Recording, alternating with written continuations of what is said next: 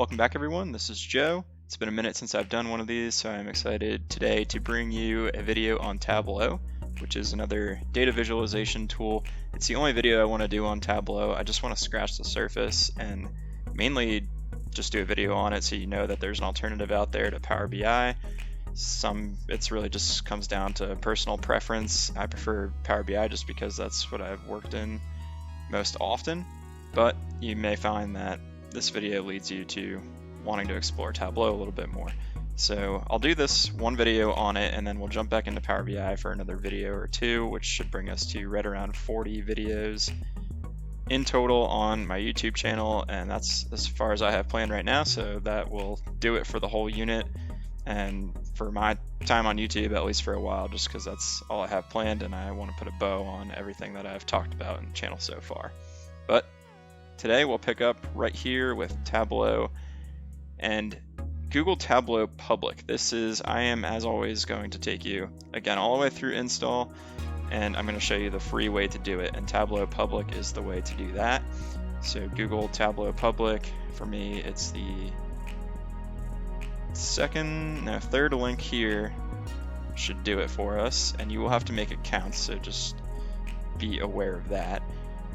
Once you get to this screen, so public.tableau.com, go ahead and click sign in or sign up if you haven't done so already. So sign up. I'm going to do this offline, pause the video, and then jump back on. So you should eventually end up on a screen that looks something like this. Hover over your name. You shouldn't have a picture or anything unless you went through the profile setup. And if you don't see a download the app, click on resources first. And then you should be able to hover over your name and click download the app, at least at this time of me recording this video, and then click download the app again. And you'll notice now that I'm not signed in again. So just keep clicking download the app, and then once you get to here, you can skip this register and just click sign in. So do that, and then it will bring you to a screen that looks like this. For me, I needed to create a whole nother accounts because you need a Tableau Public account and a regular Tableau account, at least that's what it seems like to me. So I just made a Tableau general account, I'll call it, with the same email and password. So go ahead and do that here, create an account. Okay, so a lot of backflips, but ultimately we want to end up on the screen that looks like this with your sign in. Well, you're all signed in at this point. If you haven't gotten here, try to maybe copy this URL or go through the steps all over again now that you actually have your accounts. It will work. I know it's a lot of backflips, but this is the free way to do it. So it will finally let you download the app. You just need to specify your country. Now it says an illegal choice has been detected. I promise this works. I've already done this. United States and Tennessee, and download the app. Okay, and then the download will begin automatically. So it started for me. You could do open when done, and then the wizard is very basic. I don't think I did anything. I didn't stray away from any of the defaults except on the very first screen. I think I checked create a desktop shortcut and like don't opt me into data sharing or something like that. So do that, run through the wizard, and then we'll pick back up there. So after that, you should have a desktop shortcut, or if you don't, just search Tableau in your start, and you should be able to open up this app. So the way this works, you develop in the app, kind of like we do in Power BI, and then you publish it out to the service. In Power BI, you don't have access to the service unless you actually create an account and pay some money.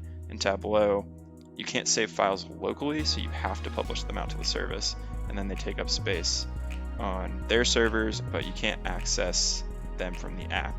You can access them later. Again, if you want to redevelop something, you can just open this app and then do a file open from Tableau Public and connect to what you've published. But we haven't done anything yet. You might have worked Tableau projects in the past, but I'll just assume that we have nothing. And we'll connect to a text file. This looks a lot like Power BI, like the whole get data from somewhere. I'm going to click text file because we have a CSV DSBB life expectancy, like a very familiar data set that we've been working with for a while now. So go ahead and click that, open it. Okay, so after you do that, you'll end up on a screen that looks something like this. So you have your file name here, which is also the name of your data set. We only have one entity because we only brought in one file, but you could bring in more data and start to model it together. We are not going to do that today. That's out of scope. So I can just rename this life expectancy so it's a little cleaner. And then you'll see here on sheet 1, this is where you have your canvas.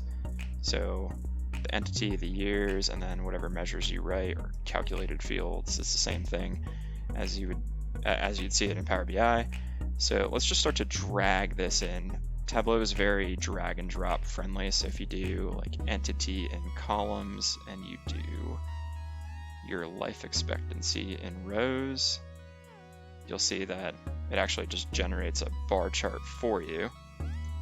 But if you don't want a bar chart, you just click the show me here. You might have already seen this already. Sometimes it just appears and then it gives you other options. So I'm just going to do a basic table here, and you can see we very easily just created what is essentially a pivot table where it's taking all of your entities, grouping them, and summing up life expectancy. Without even writing a measure, I can change this sum over here to an average. So if I do measure and then change it to average, there you have it. And if I wanted to do some more calcs like the max or something like that, I can pull it into, well, actually I can bring it down to here or just drag it, yeah, right next to it, and then do measure and then the maximum here. So after you do that, we'll make another sheet. So come down here and now we can start on another visual. You can see they're all blanked out, so you have to drag and drop something first. You can do it right on the canvas, so we'll do it this way this time. Let's do fields here. We'll drop year into the mix. It's making a table for us. I want to make a line chart, so I believe we'll have to have everything in rows. Let's just drag things around. Year looks like it's a continuous default because it's probably coming through as an integer. You can see data types over here. Yeah, so it's coming through as a number. It is coming through as a whole number, but it's reading it as continuous because there could be items between the years. That's what continuous means, that there could be like between 1 and 2, there's 1.2, 1.3, so it's just reading it as a potential continuous item, but we really want it to be discrete, and if we do that, should be able to figure out a way to do a line chart here. I think we need something for life expectancy. I'm actually going to remove entity after dragging life expectancy into the mix, and then I'll change this to average, and instead of doing discrete dimension, should be able to do attribute for year, put it in columns. So a lot of playing around. I thought I had this all figured out. Okay, now it's a line chart. So I guess you just need year in columns and then average life expectancy in rows, and this looks like a pretty normal line chart now. You're seeing life expectancy increase by year. And so I'm just going to go ahead and rename the sheet to average life expectancy chart. So what else can you do here? You can change the marks, so like a bar or area chart, right? You can put other items in details, so you can do like entity, and if we do that, it will make a line for every entity, and now we probably want to do something like automatic, or put color on entity. So if you click there, click color, that is a little better. You'd probably want fewer entities because this is tough to read, but now each line corresponds to a color, which corresponds to an entity. I'll go ahead and leave this. You can always drag entity in filters as well, and we can just explicitly state Australia, Brazil, and Canada, the first three, and I will just say it so we don't forget it. Australia, Brazil, and Canada. This is probably not best practice to hard filter on something. You'd probably want to give users the ability to toggle, but again, out of scope, I just want to show you how to start to set this up and then publish it out on the web. So we'll leave that, as is, and then we'll just call this life expectancy pivot over here. I don't want this video to be too awful long. So now we can't save it locally, right? I mentioned that before, not with the free version anyway. The desktop version and other versions do give you that capability, but let's just do save to public Tableau as, and then we can call it life, call it whatever you want, expectancy test, and then click save. So you should be all logged in and everything. That's the other thing. It did it automatically for me. And then it should just bring you right to the web. So it's pulling it up in Edge for me. I guess that's my default browser. And I'll show you how to navigate around in here, and then that will be a wrap. Okay, so you have some clean visuals. This isn't a dashboard. We just have our 2 sheets out here. You can only see one right now. So if you can only see one, click on the gear and then show sheets, and this should, yep, now you have a sheet 2 here, so you can click that and see your creation out here on the web. And I believe this is shareable. I haven't tried to do that on the free version, but give it a whirl and let me know if you have any questions. Put them down in the comments.